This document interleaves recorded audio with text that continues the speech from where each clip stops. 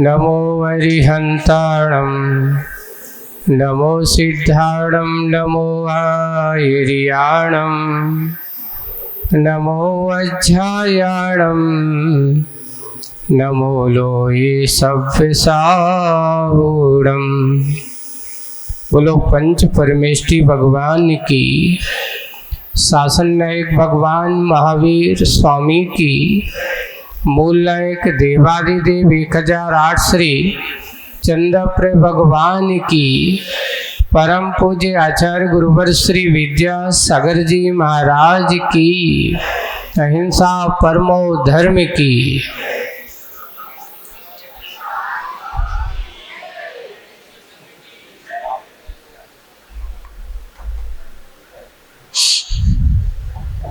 माटी के उस रूप को एक नया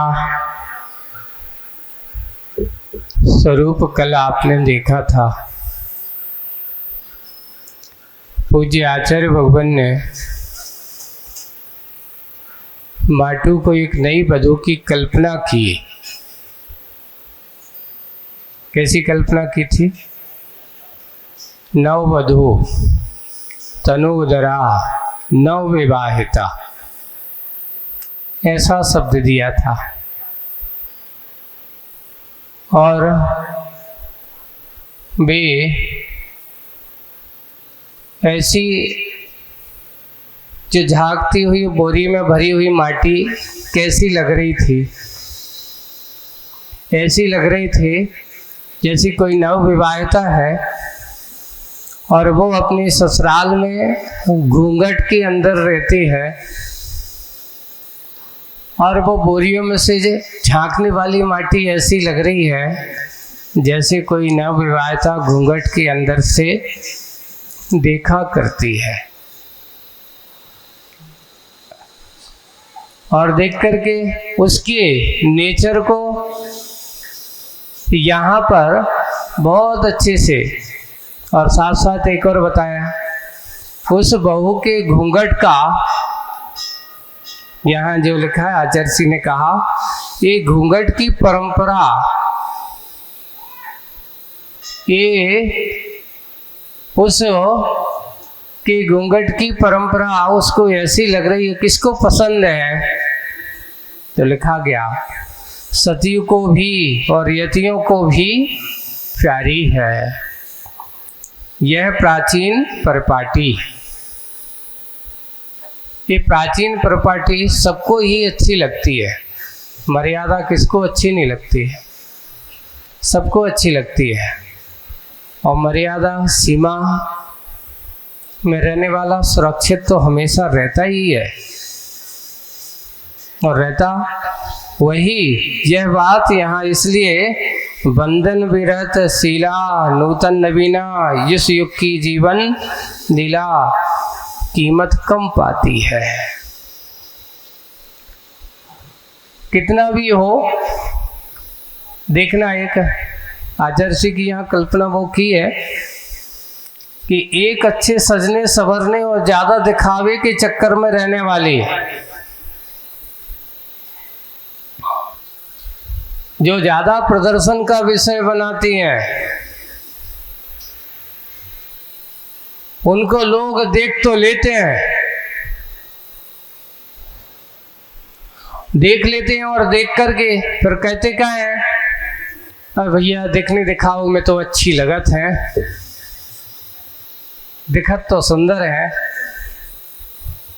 शरीर से तो सुंदर दिख रही है, पर मन हमें ऐसा लगता है कि थोड़ा सा कैसो है, अभी शरीर से सुंदर दिखती है पर मन से सुंदर अभी दिखाई नहीं लगती है। वही बात यहाँ पे लिखता है कि आज के इस नवीन आधुनिक युग के इस फैशन के जमाने वाले आधुनिक युग में जीवन जीने वाली वो नारी, हो सकता है तात्कालिक उसे अच्छा तो हो सकता है, पर कीमत कम पाती हैं। पहले के जीवों, पहले के उनका उद्देश्य होता सादा जीवन उच्च विचार। ये किसका था? हमारे पुरानी भारतीय परंपराओं में रहने वाले उस नारियों का, उन सतियों का जीवन था। और आज थोड़ा सा अलग है। आज कहते हैं जितनी अच्छी साड़ी उतनी अच्छी नारी।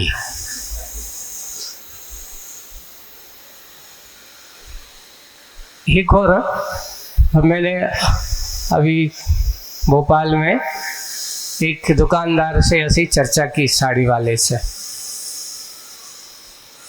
वो ने कहा, महाराज जी आज पता नहीं आदमी ये समझने लगा है कि जितना अच्छा पैसा ज्यादा लगे वो चीज अच्छी है।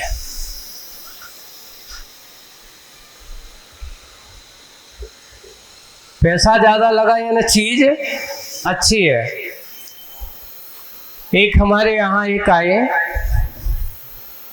देखते देखते देखते देखते उन्होंने बहुत साड़ी देखी, वही है ना, वो पसंद आई। बोले कि कितने की है?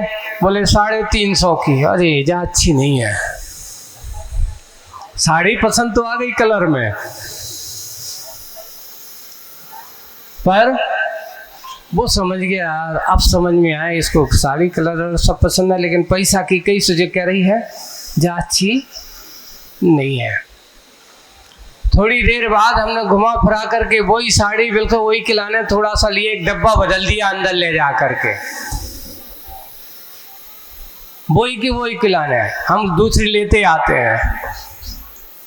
आप बोले कितने की? बोले 3500 की है। हाँ जा अच्छी है।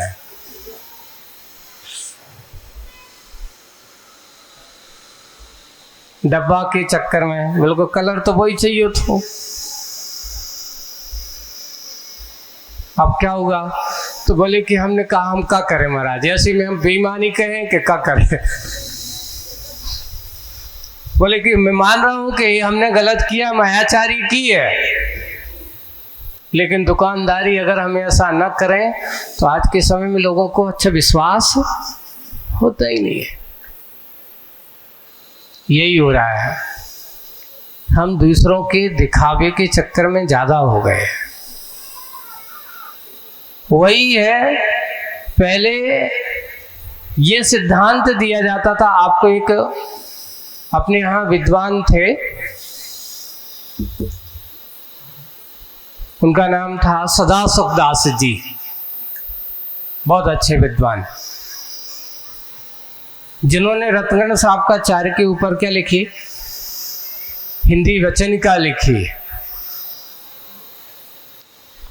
और वो उनका काम था, राजा और को वहाँ के जो रायपुर में उनका निवास था, वहाँ के मुगल शासन के राज शासन में उनके यहाँ पूरा हिसाब किताब, जिसे अपन मुनि या पूरी के खतौनी करने का काम मुनीम साहब का काम था, पूरा का पूरा अच्छा सारा काम देखा करते थे। समय मिलता था तो स्वाध्याय करके अपना कार्य किया करते थे, और जितनी भी उनकी राशि मिलती थी और उससे उनको अपना परिवार चलाया करते थे।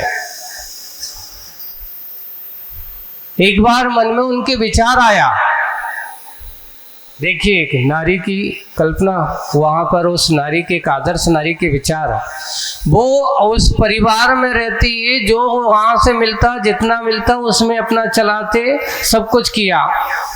उन्होंने आज विचार किया कि आज अच्छा है, पैसा है, और थोड़ा सा इस बार काम में राजा ने थोड़ा सा पैसा ज्यादा मिल गया, तो उन्होंने विचार किया कि आज तक मैंने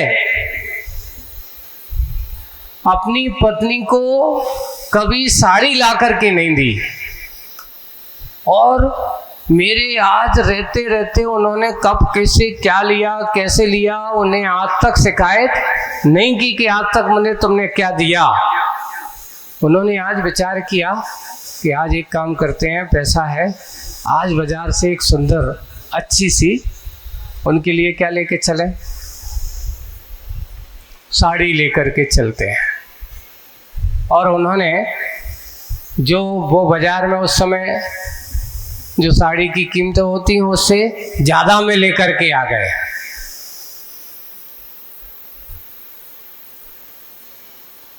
ज़्यादा में लेकर के आ गए तो पत्नी को जाकर जैसे ही दिया तो पत्नी ने जैसे ही उन्हें देखा कि ये क्या है, बोले कि देखो बुरा मत मानना, आज मुझे महसूस हुआ मेरी गलती थी, इतने साल से तुम्हें मुझे ला कर के देना चाहिए था पर मैं आज तक तुम्हारे लिए ला कर के नहीं दे पाया, इसलिए अब मैं तुम्हारे लिए आज आपको बाजार से बहुत अच्छी सी सुंदर क्या लाया हूँ, साड़ी लाया हूँ। जैसी पत्नी ने देखा, लगता है आज तक तुम हमें जानते ही नहीं हो। बोले कि तुम्हें मुझे पर संदेह है,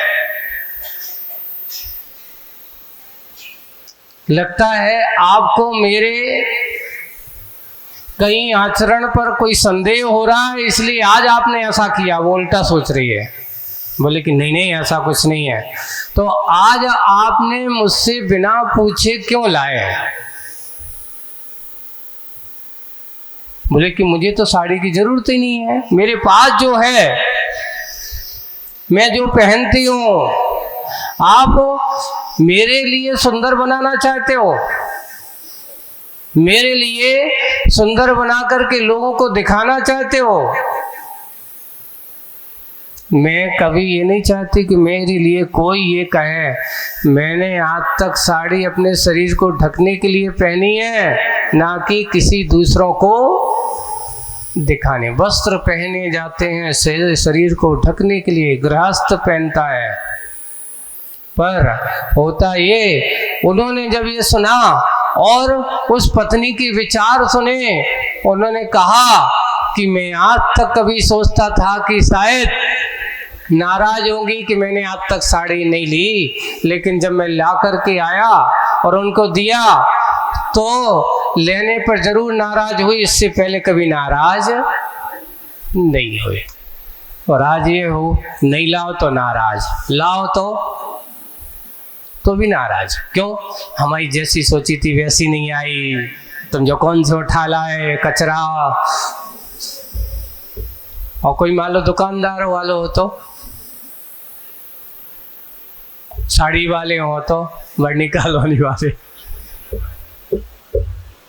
तो भैया कह दो भैया दुकान ही तुम्हारी है, जो है सो ले जाओ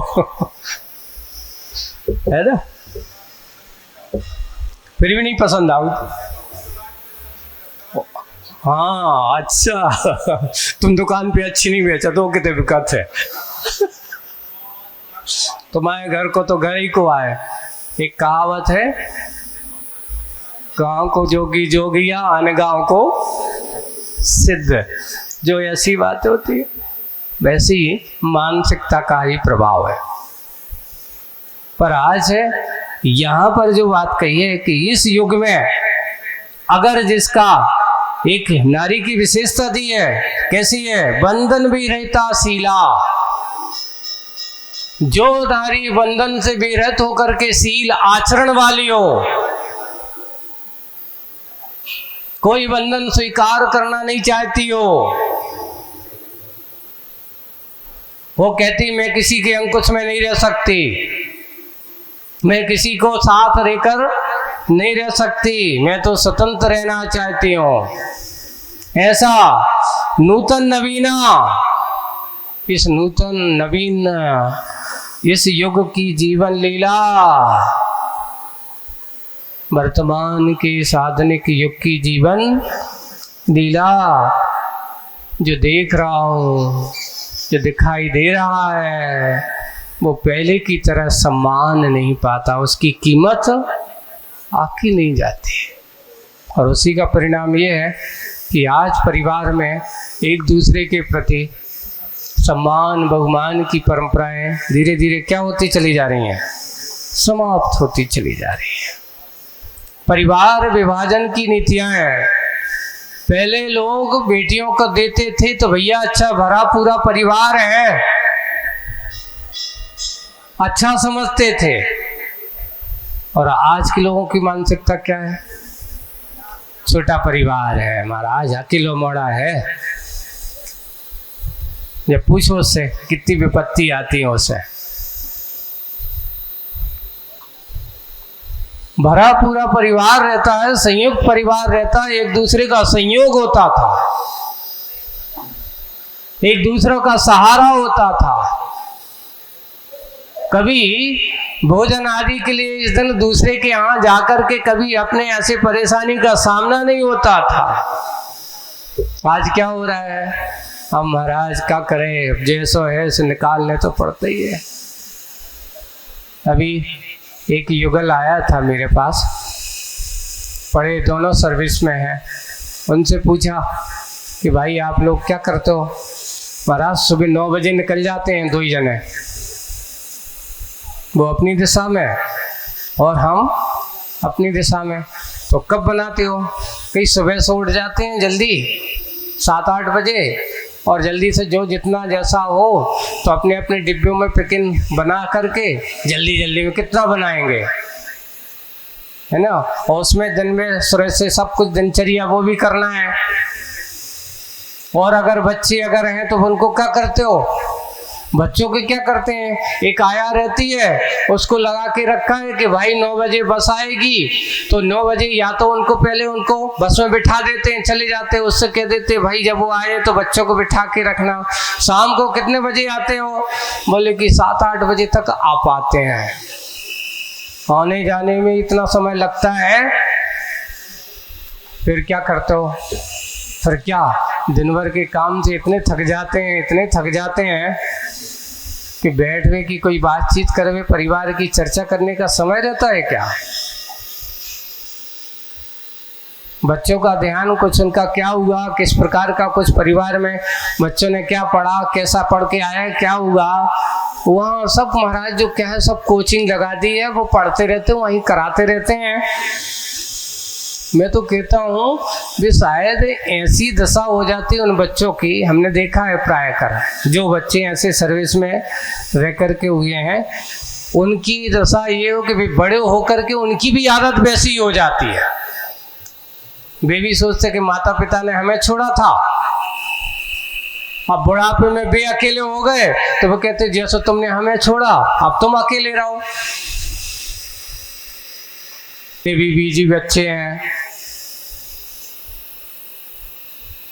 उतना ही होना चाहिए।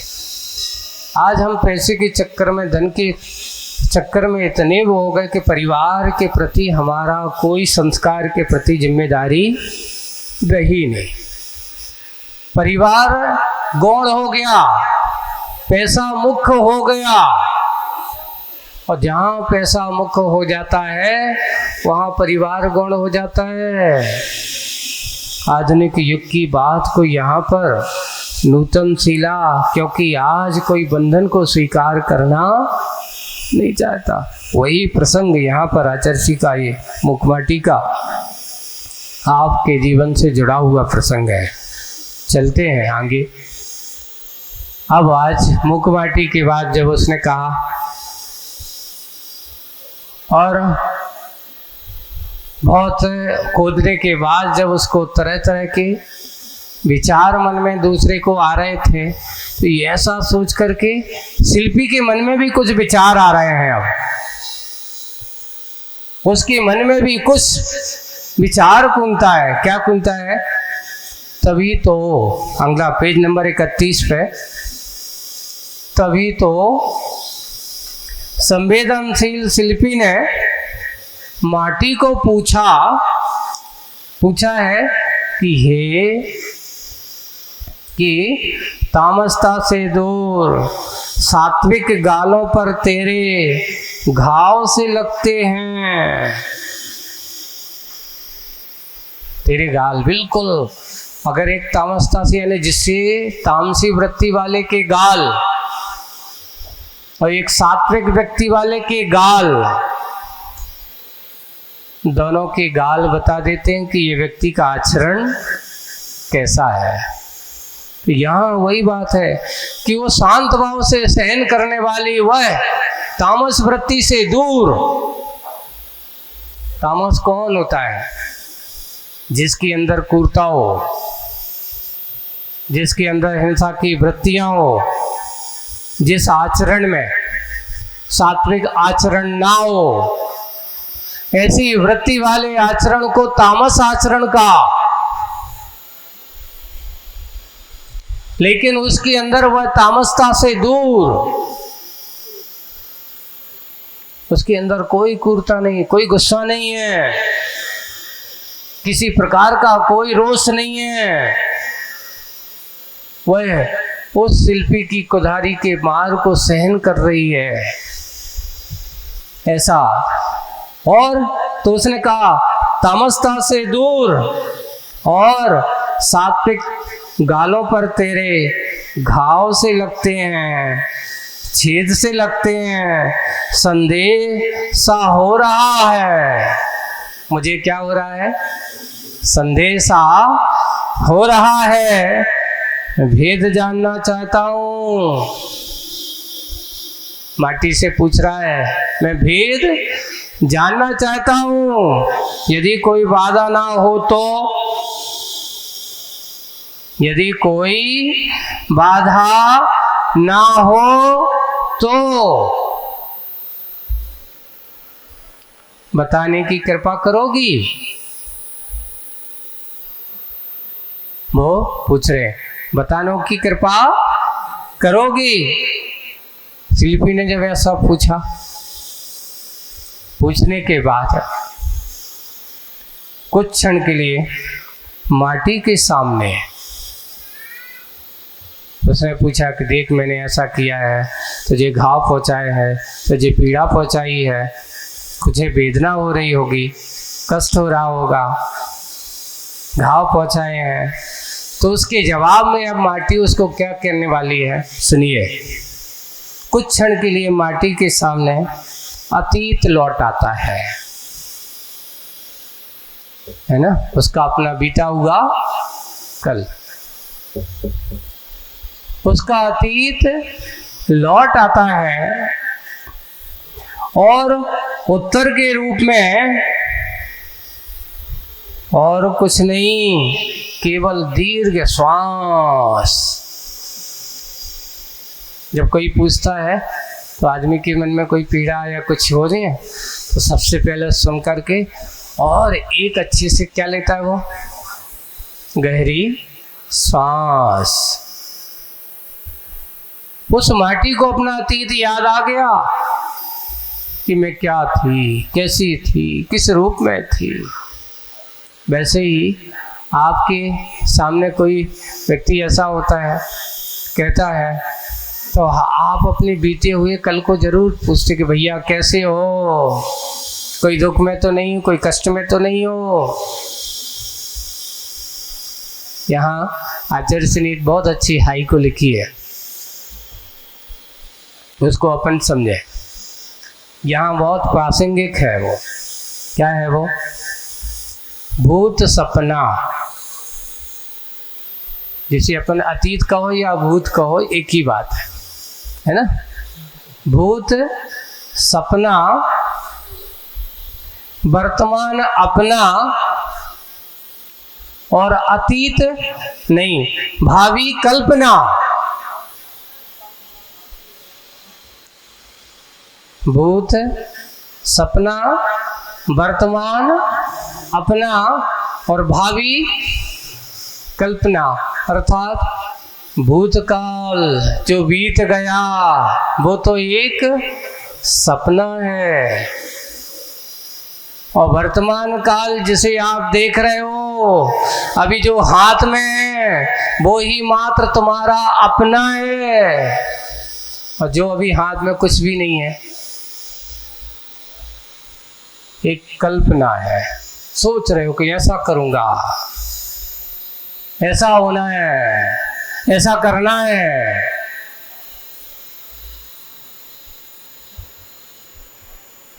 दूसरा एक और होता है, व्यतीत हुआ काल आपको सावधान कराता है, वर्तमान काल तुम्हें जगाता है और भविष्य काल तुम्हें कल्पनाओं की सैर कराता, उड़ान भराता है कि भैया ऐसा होगा वैसा होगा। अरे भाई ये सोचो कि अगर तुम्हारा वर्तमान अच्छा है तो तुम्हारे लिए वर्तमान बनने में देरी नहीं होगी, और वर्तमान अगर बुरा है तो तुमको भविष्य की कल्पनाएं अच्छी होंगी, भविष्य तुम्हारा अच्छा होगा। बिल्कुल नहीं होने वाला। जो व्यतीत हो चुका उसको याद करने से कुछ हाथ लगने वाला नहीं है। हाँ, बस इतना है कि कभी कभार कुछ गलतियां होती है, वो सावधानी के लिए कारण तो हो सकता है, सजग के लिए कारण हो सकता है, आपको सचेत कर सकता है कि देख पिछली बार तो चूक गया था, अब चूकना मत, सावधान रहना, अलर्ट रहना, सजग रहना। वही कि अतीत की यादें आदमी को क्या कर जाती हैं, उसके लिए कुछ अच्छी यादें तो धर्म ध्यान करा देती हैं और बुरी यादें हैं तो आत्रोत ध्यान भी टेंशन करा देती हैं। भैया इन्होंने मेरे साथ ऐसा किया है, मेरे साथ इनके ऐसी ऐसी बातें हुई हैं। वर्तमान में कभी कोई किसी की दुश्मनी नहीं होती। दुश्मनी कहाँ होती बताओ? जो बीत चुका है ना उसको याद करते हैं, उसको याद करते हैं, अरे तुमने हमारे साथ ऐसा किया है, तुमने हमारे साथ ऐसा किया है, तुमसे बड़ा शत्रु तो हमारी दुनिया में और कोई है ही नहीं है। शत्रुता का अभाव लाने वाला हमारा अतीत होता है, लेकिन अगर हम शत्रुता को दूर करना चाहते हैं तो समझो, वर्तमान के बारे में सोचो। जो बीत गया सो बीत गया। आज तक ऐसा कोई घड़ा नहीं है दुनिया में जो एक बार भरा हो जो कभी रीता ना हो। ऐसा कोई घड़ा है? अगर आप पानी नहीं भी निकालोगे, भर के रख दो, आप देख लो, पानी नहीं भी निकालोगे तो धीरे धीरे धीरे धीरे उसमें से भाप बनते बनते बनते पानी बाहर निकल जाएगा। ऐसा कोई घड़ा नहीं है जो कभी रीता ना हो। वैसे ही कहा, ऐसा कोई कर्म नहीं है जो बीता ना हो। अगर बंद हुआ है तो वो एक ना एक दिन तो रीतेगा ही। बिल्कुल यही दशा आपके अपने जीवन के साथ होना चाहिए। वही अतीत की यादों में लौट आई कौन? वो माटी। और उत्तर के रूप में कुछ क्षण, कुछ नहीं, मात्र क्या करी उसने? एक दीर्घ श्वास, लंबी सांस ली। उस दीर्घ श्वास ने ही, माटी की उस गहरी श्वास को ही, उस दीर्घ श्वास ने ही शिल्पी के संदेह को विधेय बना दिया है। अब विधेय के दो अर्थ होते हैं, एक विशेष देह का नाम विधेय है ना, और एक विगता देहा इति विधेया, ऐसा भी कहा। अब उसके अंदर बहुत सारी कल्पनाएं, पता नहीं क्यों क्या होगा, इतनी गहरी श्वास कुछ बोली क्यों नहीं। एक देह है ना शरीर के पास, एक हमारा शरीर कितना है? एक ही है। पर किसी ने पूछा, आदमी के पास एक चेहरा होता है ना, एक कर ले, बस इस चेहरे के अंदर कितने चेहरे होते हैं बताओ?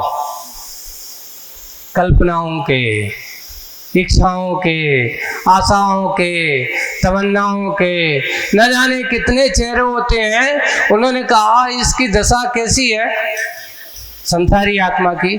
तुमने प्याज को देखा? प्याज को, बल्कि प्याज के सार को निकाल के बताओ। खोलते जाओ, खोलते जाओ, एक छिलके के बाद दूसरा छिलका, दूसरे छिलके के बाद तीसरा छिलका, तीसरे छिलके के बाद चौथा छिलका, छिलका के ऊपर छिलका, छिलका के ऊपर छिलका। पता चलता है कि जो खोजने गए थे वो कुछ नहीं मिला। हाथ क्या लगा? छिलका ही लगा।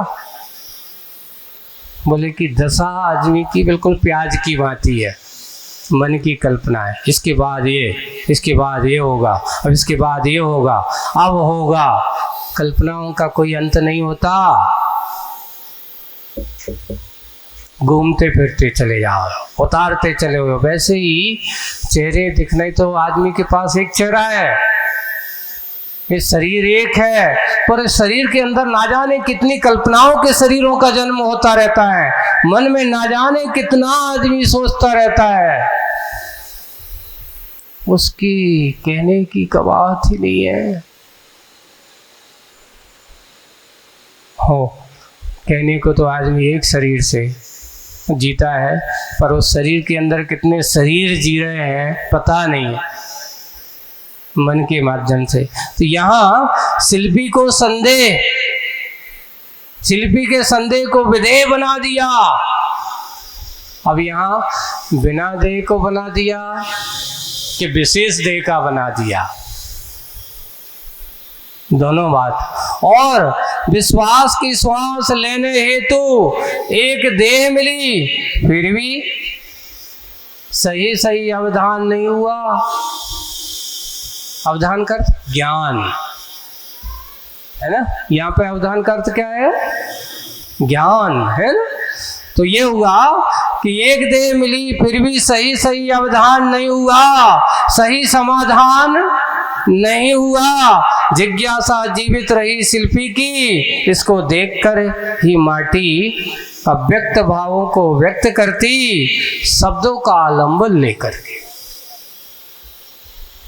अब वो अपने भाव, पहले तो उसने श्वास ली, जैसे ही श्वास ली तो उसके मन में और ना जाने कितनी जिज्ञासाएं शिल्पी के मन में हुई कि पता नहीं क्या हुआ, कोई पीड़ा है, क्या कहने वाली है, लगती तो बहुत दुखी सी है, कितनी देहों का जन्म हो रहा है, विशेष देश, विशेष जिज्ञासा है ना। उसके अंदर शंका, समाधान नहीं हो रहा है, जानने की इच्छा है। जब इस प्रकार देखा, शिल्पी को देख करके माटी अव्यक्त भाव को व्यक्त करती है, किसके माध्यम से? शब्दों का आलंबन ले, शब्दों का सहारा ले करके क्या व्यक्त कर रही है देखो। बहुत अच्छा सुनना आज सब लोग, आप लोगों को ये सूत्र है, सूक्ति है। देखिए, आप कभी सोच नहीं सकते आचार्य जी ने कहाँ की कल्पना की है, इतनी गहरी कल्पना है, बहुत अच्छी कल्पना है। अमीरों की नहीं, अमीरों की नहीं, गरीबों की बात है। कोठी की नहीं, कुटिया की बात है। किसकी बात है? कोठी की नहीं। बड़ी बड़ी कोठियां हैं, कोई पीली कोठी वाला है, कोई लाल कोठी वाला है ना, कोई नीली कोठी वाला होगा, बहुत सारी कोठियां हैं। तो यहाँ कोठी की नहीं, किसकी बात है? कुटिया की बात है। वर्षा काल में थोड़ी सी वर्षा में टप टप करती है कोठी के कुटिया, टप टप क्या करती बताओ? कोठी में कोई पानी गिरता है? गिरता तो है, पर पानी में कभी टप टप नहीं करती। टप टप करने वाली तो कुटिया ही होती है। एक बार तुम कभी रहकर देखो, अच्छी बारिश चल रही हो और कुछ नहीं मिल रहा हो, तुम जा रहे हो तो ये कहीं छोटी सी झोपड़ी मिल जाए और वो झोपड़ी में तुम खड़े रहना, तो इतने गिर रहा हो तो तुम इतना खिसकोगे, वो कहता अब इतना गिरने लगा तो इधर खिसकोगे। ऐसा ही तो बोले या वही कल्पना यहाँ की, अमीरों की नहीं, गरीबों की बात है, कोटी की नहीं, कुटिया की बात है। वर्षा काल में थोड़ी सी वर्षा में टप टप करती है और उस टपकाव से धरती में छेद पड़ते हैं। देखिए आप, उस टपकाव से धरती में छेद पड़ते हैं, फिर भी इस जीवन भर रोना ही रोना है, फिर भी इस जीवन भर रोना ही रोना हुआ है। दीनहीन आंखों से धारा प्रवाह। ये कौन कह रही है? माटी। ये कौन कह रही है? किसको बता रही है? तो शिल्पी ने पूछा है कि देख मैंने तुझे खोदा है, तेरे गालों पर इतने छेद किए हैं, इतना पीटा है, ऐसी कुदारी चढ़ाई है, तुझे पीड़ा हुई होगी, है पीड़ा हुई होगी। तो अब उसने गहरी श्वास लेकर के अपनी बात कही, शिल्पी को समाधान दिया, और जब समाधान दे करके उसने अब कह रहा है कि ये मात इस जीवन भर रोना ही रोना है। दीनहीन इन आंखों से धारा प्रवाह है, अश्रु धारा वह इन गालों पर पड़ी है। धरती अपने आप की भी गाल की कल्पना की है ना, इन गालों पर पड़ी है। ऐसी दशा में गालों पर सच्छिद्र होना स्वाभाविक है। तुम्हारे घर पे अगर मार्बल लगा हो तो ना तो छेद हो जाए, निकालो जाओ। और जो कुटिया में रहते हैं उनके यहाँ जाके देखो, भैया बरसात में इतने टपका पड़ो तो इतने गड्ढा बन गो, उतने टपका पड़ो सो उधर गड्ढा बन गो। जहाँ देखो वहीं वहीं पानी जहाँ गिरता है तो कहीं वो क्या करते हैं, वो माटी कहती है भैया हमारी तो ऐसी मैलिया की नहीं, हम कुटिया में रहने वाले थे। कुटियों की दशा जैसी होती ना, जैसे वहाँ पर जगह जगह छेद है तो माटी में सच्छिद्र होना स्वाभाविक है। और प्यार और पीड़ा के घाव में अंतर भी तो होता है। रति और व्रति के भाव एक से होते हैं क्या? देखो, एक प्यार और एक पीड़ा है ना। पीड़ा जहाँ होती है उस पीड़ा वाले से ही पूछा जाता है, और जहाँ प्यार होता है दोनों में प्यार होता है। अमीरों की कुटियों में देख कर के राग तो बहुत होता है, पर ये ध्यान रखना कभी कभार जो अमीरों की कोठियों में नहीं होता वो गरीबों की कुटियों में जरूर होता है। कैसे होता है बताओ? बड़ी बड़ी कोठियों में रहने वाले कहते हैं बड़ा घर तो बहुत है, पर उनके अंदर प्यार हो ऐसा कोई जरूरी नहीं है। एक दूसरे के प्रति सहयोग के भाव हो ऐसा कोई जरूरी नहीं। बस वही है, प्यार और पीड़ा के घाव में अंतर भी होता है। रति और व्रति के भाव, क्योंकि प्यार में तो रति होती है और घावों में भी रति होती है। ऐसा क्या एक सी होती है? नहीं, कभी नहीं हो सकता। आप ही कह रहे हो, वो माटी उसको समझा रही, उससे पूछ रही है, आप क्या ऐसे समझ रहे हो? इतनी चोट आप दे रहे हो और मुझे सुख का अनुभव हो रहा है क्या? घाव तो लग रहे हैं, आप कहो कि नहीं हो रहे हैं, पीड़ा तो हो रही है। लेकिन कितनी भी हो, कितनी भी पीड़ा हो, पर अभी तो सोच लिया है कि पीड़ा कितनी भी हो पर हमारा उद्देश्य तो अपने लक्ष्य को पाना है। माटी का इतिहास माटी के मुख से सुन, शिल्पी सहज कह उठा। वह शिल्पी सहज कह उठा, कि वास्तविक जीवन यही है, सात्विक जीवन यही है, धन्य है कि इतनी पीड़ा होने के बाद भी तू अपनी पीड़ा को कहने की जरूरत नहीं समझ रही। एक समझदार व्यक्ति का सिद्धांत, ये बताओ, अपनी खुशी दूसरों को बताने से अच्छा है कि अपनी दुख किसी दूसरों को बताना अच्छा है? ना खुशी बताओ ना दुख बताओ।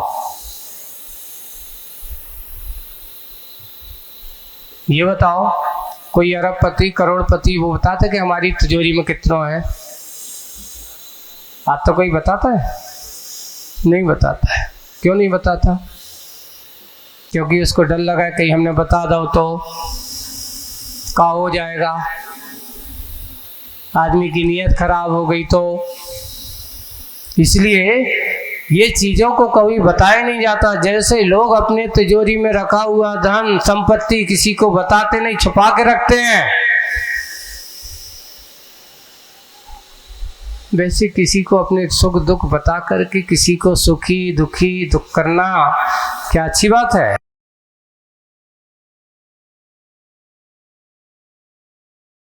बोले कि ये भी अपनी संपत्ति है, स्वागत करो, है ना, ये हमारा अपना कर्म है, स्वागत करो। दुख को कभी किसी के सामने कह करके रोना धोना, लोग सोचते हैं कि मेरा दुख कम कर देंगे, कोई कम करने वाला नहीं है।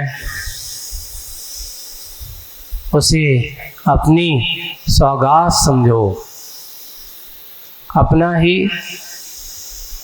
क्या समझो, कर्म समझो, अपनी संपत्ति समझो। दुख भी तुम्हारी संपत्ति है तो सुख भी तुम्हारी।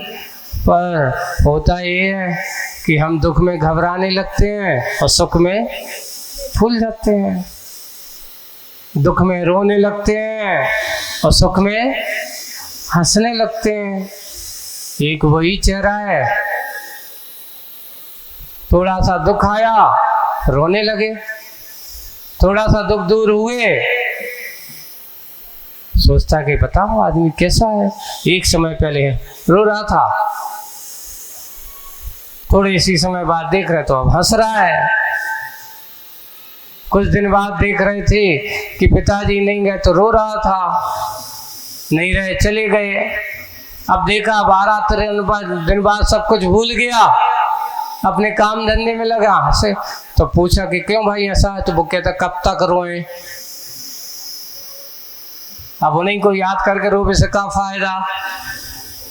वो भी जानता है कि रोने से कोई फायदा नहीं है, वो तो गए तो चले गए। ये कर्म सिद्धांत है।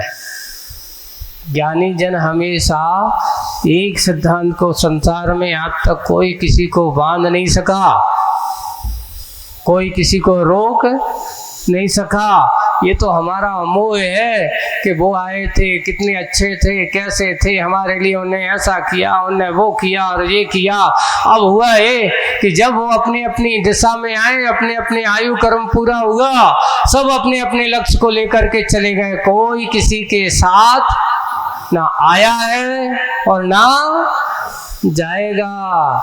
यही इस प्रकृति का सिद्धांत है, इस जीव का सिद्धांत है। अपने सिद्धांत को अटल समझो। कोई सहज हो, माटी के इतिहास माटी के मुख से सुन, शिल्पी सहज हो कह उठा, वास्तविक जीवन धन्य है। वास्तविक जीवन यही है, सात्विक जीवन यही है, धन्य है। उसकी सराहना कर रहा है, धन्य है। और सुनो, एक और प्रसंग आगे सामने आ रहा है, और यह भी एक अकाट नियम है कि यह भी एक अकाट नियम है कि अति के बिना इति से साक्षात्कार संभव नहीं है। अति जहाँ होती वहाँ इति अवश्य, शुरुआत अगर हुई है तो उसका अंत जरूर होगा। यहाँ इति से साक्षात संभव नहीं है, और इति के बिना अत का दर्शन भी असंभव है। अगर शुरुआत हुआ है तो अंत दिखाई देगा, अंत नहीं है, अंत हुआ है तो कहीं ना कहीं इसका शुरुआत अवश्य है। अब तुम कहो कि नहीं, हमें ये पता नहीं है कि कर्म, हमें तो आज पता चल रहा हो कुछ ऐसा था। नहीं भैया, ये बहुत पहले से था, वो तो आज तुम्हें जगा रहा है, तो तुम्हें अनुभूत करा रहा है, आपको अनुभूत करा रहा है। वो अनुभूत कराने वाला यहाँ सोच रहे हो कि ये आज का, ये नहीं, आज इतनी दिखाई दे रही है, कहीं ना कहीं इसका प्रारंभ जरूर था, इसका आदि अवश्य था, और वो आदि आपके पास ही है। और वही हुआ, अत का दर्शन असंभव है। अर्थ यह हुआ कि पीड़ा की अति ही पीड़ा की इति है। जितनी जितनी पीड़ा सहन करोगे, समझ लेना वो पीड़ा उतनी उतनी हमारे लिए क्या होगी, अंत की ओर जा रही है। जैसे एक बहुत अच्छा बात आप लोगों को बताते हैं, जितना लोहा गर्म होता है लोहा अच्छा गर्म, आप उसके यहाँ जाओ, लोहार के यहाँ जो बनाता है, औजार बनाते हैं, वो अच्छे जा कर के क्या करते हैं, उसको पहले गरम कर देते हैं, और गरम करने के बाद ऊपर से फिर उसकी क्या होती है, एक तो गरम, और फिर ऊपर से दे, इधर से ले, उधर से ले, इधर से ले, उधर से ले, और पीटता चला जा रहा है, पीटता चला जा रहा है, और इधर वो हाथ देता जा रहा है कि कहाँ मारना है। अगर छेनी बनाना है तो छेनी के रूप में ढालता जा रहा है, हंसिया बनाना है तो हंसिया के रूप में ढालता जा रहा है, पीटता चला जा रहा है, पीटता चला जा रहा है, पीटते पीटते जब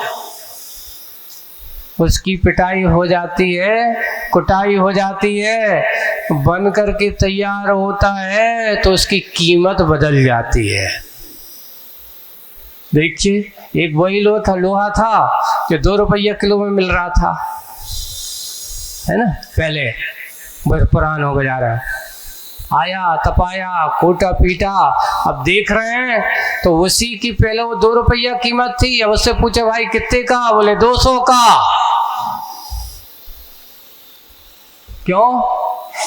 लोहा तो वो ही है, लोहा तो वो ही है, पर अग्नि परीक्षा देने वाले लोगों की कीमत अलग है। इतनी वैसे थोड़ी, इतना पिट के आया हूँ, कितना कुट के आया हूँ, कीमत तो ज़्यादा होगी भाई। वही है कि जितना जितना ये पीड़ा की अति ही पीड़ा की इति है, और पीड़ा की इति ही सुख का अथ, अथ यानी प्रारंभ, है ना, मंगलाचरण, यही सुख का मंगलाचरण है बंधुओं। अगर आप अपने अंदर की पीड़ा यानी दुख की जितना जितना हम सहन करते हैं, इसलिए भगवान आपके सामने हम एक ही भावना करते हैं। क्या भावना करते हैं? देखो, भक्तियाँ करते हो, कोई भी श्रावक हो, साधु हो, तो सबसे पहले कहते हैं दुख कहो। क्या हो? सुख का क्षय हो, ऐसा कहा नहीं, कहा किसका क्षय करने के लिए कहा? दुख कहो, दुख का क्षय हो, ये शब्द दिया है। दुख का क्षय होगा तभी सुख की क्या होगी। वही बात यहाँ है कि पीड़ा की इति ही सुख का अथ है, शुभारंभ है, मंगलाचरण है। आपको किसका करना है? सुख की मंगलाचरण करना है कि दुख का? एक भगवान के सामने एक भावना करना चाहिए कि भगवान मुझे कुछ नहीं चाहिए, ऐसे हाथ जोड़ करके एक साधक के मन में भाव, मुझे संसार के सुख साधन मिले या ना मिले भगवान, मुझे इसकी कोई ज़रूरत नहीं है। मुझे संपत्ति मिले या ना मिले, मुझे इसकी कोई ज़रूरत नहीं है। वो कल्पना, जैसे उसमें दर्शन पाठ में शास्त्र चेष्टोपी दरिद्रोपी, मैं दरिद्री बनना स्वीकार करूंगा, निर्धर बनना स्वीकार करूंगा, पर जिन धर्म विनर्मुक्तम मां भवे चक्रवर्ती, आपके बिना, आपके चरणों के बिना, आपको छोड़े बिना मैं चक्रवर्ती बनना स्वीकार नहीं करूंगा। मुझे नहीं चाहिए वो 6 खंड का अधिपति, वो वैभव। मैं शास्त्रोपी दरिद्रोपी जिन धर्मानु भाषिता भगवान, मुझे बनाना है कुछ तो अगले भाव में जब भी हूँ, जहाँ पर भी हूँ, आपके चरणों का सेवक बनूं, आपके चरणों का दास बनूं, आपके चरणों की आराधना करने वाला बनूं। मैं चक्रवर्ती नहीं बनना चाहता, मैं दरिद्री बनना स्वीकार करूंगा, निर्धन बनना स्वीकार करूंगा, पर आपकी भक्ति पूजन करने का अवसर मुझे मिले बस। और क्या चाहिए बताओ? नहीं महाराज, हम तो चाहते हैं कि ये भव मिला है, अच्छो खावे पीवे, अच्छा रहा जो तो अच्छो गुजर गो। अब हम जो ही चाहते कि अगलो भव मिले तो ये से और बड़ो घर वालों मिले। जो ऐसी कल्पना करते हैं उन्हीं को छोटे घर मिलते हैं। एक कहावत है, बड़े घर की कल्पना करते करते आदमी लोग भागते रहे, घरों का चक्कर लगाते रहे, और चक्कर लगाते लगाते ना जाने कितने पाप, कितनी मायाचारी, कितना लोगों से पैसा, कितने जैसे भी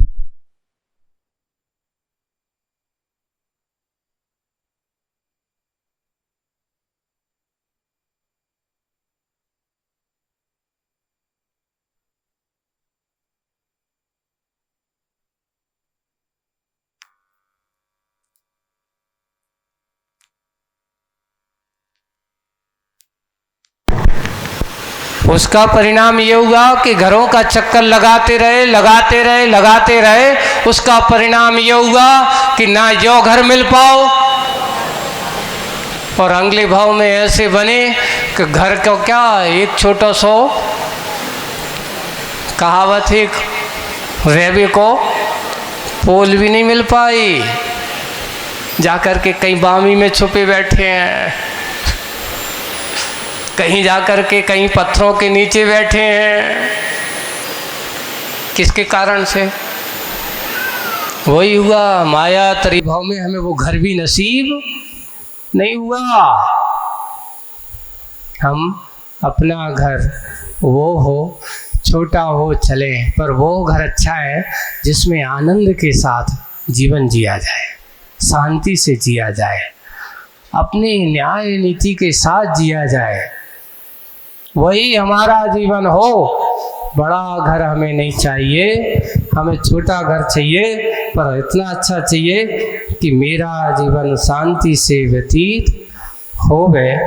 यही माटी ने कहा कि मेरी इस पीड़ा का अंत मुझे लगता है सुख की मंगलाचरण की ओर ले जा रही है।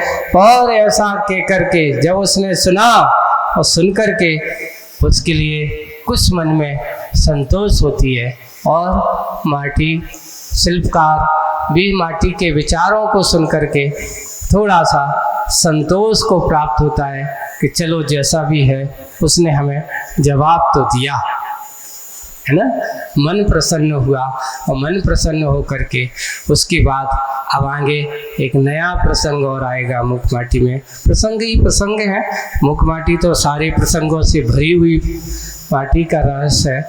हम उनके प्रसंग की ओर बढ़ेंगे। आज बस इतना ही। बोलिए परम पूज्य आचार्य गुरुवर श्री विद्या सागर जी महाराज। पूज्य मुनि श्री अजित सागर जी महाराज की आज आप लोगों ने